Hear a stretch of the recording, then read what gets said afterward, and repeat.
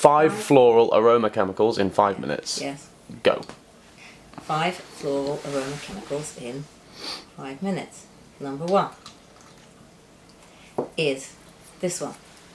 I might dip the others so they have a chance to dry. Because, although it's hot today, so they dry quite quickly and they're good. This one is called phenyl ethyl alcohol. Mm-hmm. And, well, PEA it's known as, hence the mistake. Somebody once thought it was sweet pea, because it's written PEA on the bottle. Phenyl ethyl alcohol is in roses. I was about to say rose. Other flowers, but it's rose-like. Or It rather, is. Roses are phenyl ethyl alcohol-like. It's got the coldness of a deep petal. People don't need me to talk about these things, just you. So, I'll give you the next one. Yeah. Yeah, the phenyl ethyl alcohol is a lot of what comes off roses is this, but there's not so much in the actual raw material. So we're doing kind of molecular flowers as portrayed on my shirt. Yeah. Because you'd use these materials to build up an imaginary flower. This one, shall I tell you this one? Yes, please. Methyl ironone gamma. It smells like violets.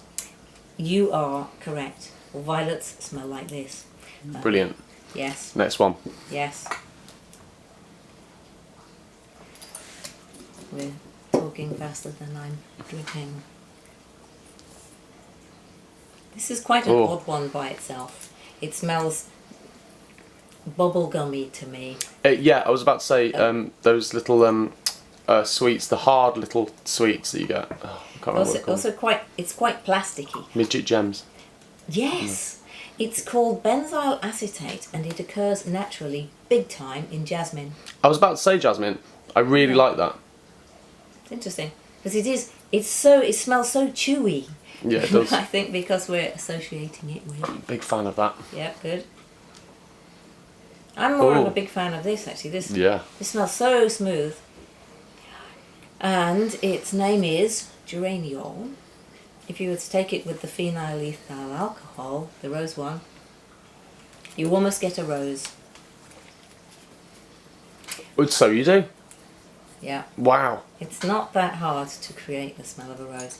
Wow. We might have to put them all together and see if we can make ourselves an imaginary molecular flower. This one is a new one, newish, compared to these others that have been around for decades. And this one is called hydroflower. I was about to say it just smells wet.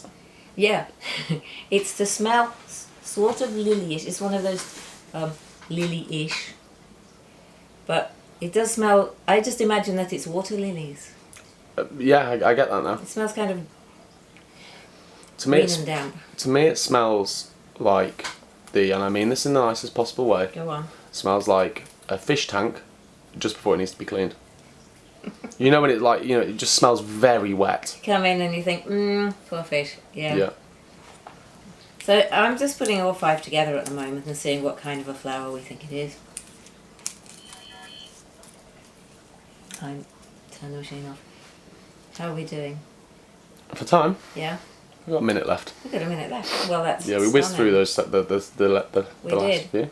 I think the benzyl acetate is dominating, so I would put less in. That's where we have to work out, yeah.